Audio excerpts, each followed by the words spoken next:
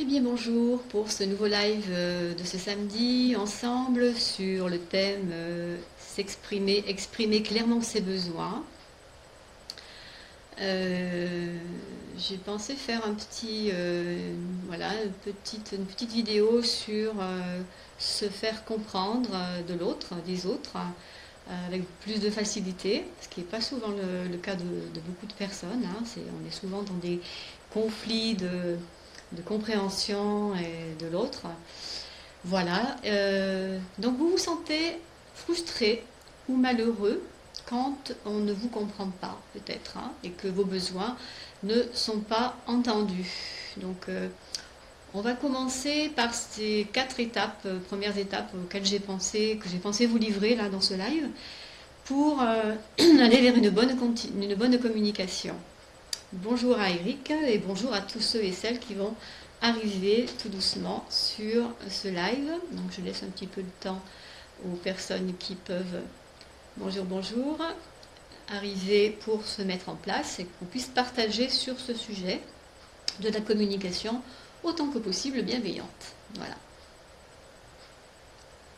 Le plus souvent, nous croyons donc nous faire comprendre facilement par l'autre, mais il n'en est rien. Voilà. Souvent, les conflits démarrent comme ça parce qu'on croit, nous, qu'on est sur la bonne antenne avec l'autre et malheureusement, ce n'est pas le cas.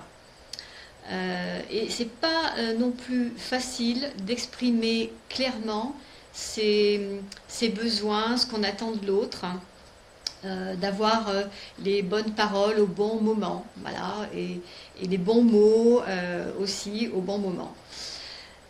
Donc c'est un des premiers secrets de cette bonne communication que de choisir, cette communication bienveillante, que de choisir vraiment les mots autant que possible qu'on va échanger avec l'autre. Donc voilà, je vous livre ces 4 premières petites étapes qui sont simples, mais pourtant auxquelles qu'on devrait utiliser facilement, mais bon, ben voilà, il se trouve qu'on ne fonctionne pas forcément comme ça.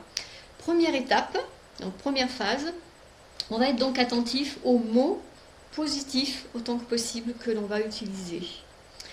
Et on va donc exprimer à travers ces mots positifs clairement ce que l'on veut. Et souvent, on n'est pas clair dans nos propos. Voilà, donc ça c'est déjà un premier point important, une première étape. Autant que possible, soyez très clair avec vous déjà, avec ce que vous avez envie de demander vraiment à l'autre, et demandez-le donc avec des mots positifs, clairs, et avec des mots aussi autant que possible gentils, enfin bienveillants. Voilà. Première étape.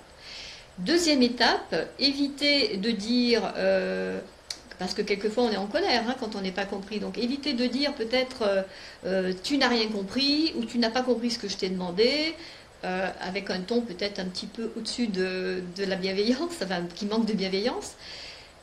Pourquoi ? Parce que comme vous, si on vous le disait à vous, vous réagiriez, oulala, c'est dur à dire, vous pourriez réagir d'une manière négative aussi.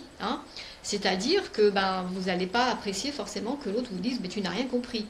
Donc là, on va avoir une relation tendue quand on parle comme ça.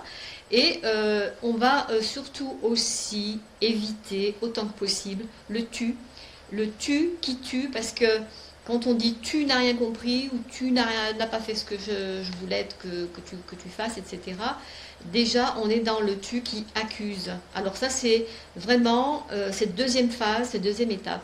Éviter le tu qui accuse. Voilà, parce que vous n'aimeriez pas non plus qu'on vous accuse vous. Regardez un petit peu le miroir dans ce sens-là. Ensuite, la troisième étape, la troisième phase, c'est de différencier la demande de l'exigence. Souvent, on ne se rend pas compte dans nos propos, mais on est trop exigeant avec l'autre, on est trop violent, c'est de la violence, mais on ne s'en rend pas compte, que bien souvent c'est inconscient.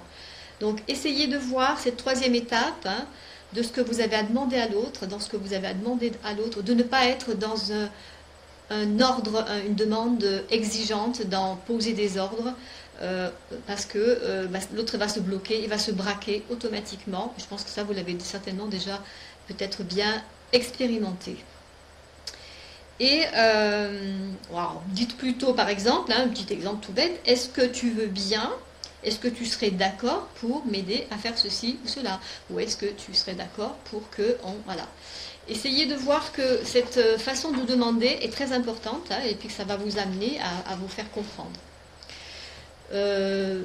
Surtout aussi, une chose que j'ai oublié de dire, c'est vous exprimer au présent autant que possible. Quand vous exprimez une demande, assurez-vous aussi que l'autre a bien entendu au moment présent ce que vous avez voulu dire, ce que vous avez voulu demander, ce que vous avez voulu solliciter.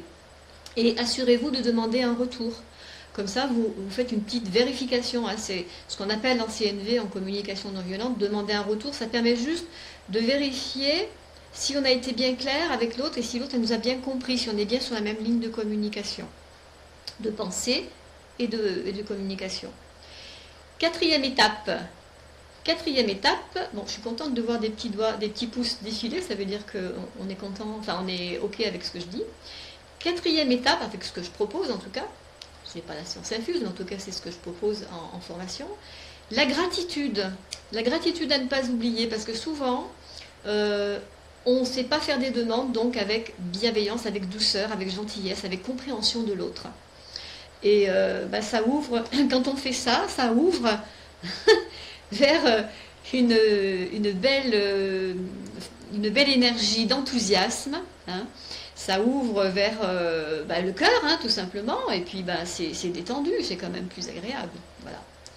Alors, il y a encore beaucoup d'autres étapes à voir, évidemment, la communication bienveillante, enfin communiquer et se faire bien entendre et communiquer et entendre l'autre, ça s'apprend aussi, il y a de l'entraînement à faire, à donner.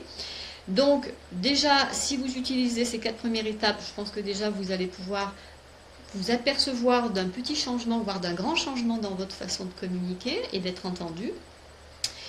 Et puis déjà, ça va vous permettre de bien amorcer cette meilleure communication, voilà, bienveillance. Et puis pour aller plus loin dans votre façon de vous faire comprendre et de comprendre l'autre, je vous accompagne, si vous le souhaitez, bien sûr, en coaching personnel et puis en audio formation aussi qui sont disponibles pour cette communication bienveillante. Voilà. Quoi vous dire d'autre? Pour aller, je vous souhaite vraiment d'aller au bout de cet objectif, si vous avez cet objectif de vraiment bien communiquer avec l'autre, de vraiment être bien dans votre peau et de voir que vraiment on peut vraiment partager et faire des choses ensemble en étant sur la même antenne, avec la même compréhension, avec douceur, avec gratitude, voilà, pour aller vers le succès de cette meilleure communication entre nous. Je vais vous remercier pour votre présence, pour votre écoute et puis je vais vous souhaiter une belle après-midi et je vous dis à très bientôt, à très vite pour un autre sujet si vous le souhaitez. À bientôt!